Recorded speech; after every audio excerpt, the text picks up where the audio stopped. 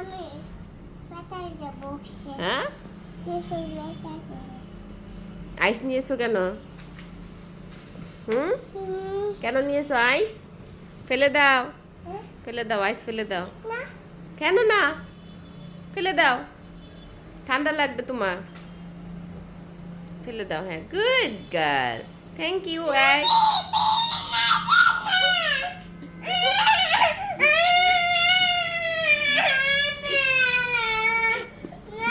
বিনে দিবে না?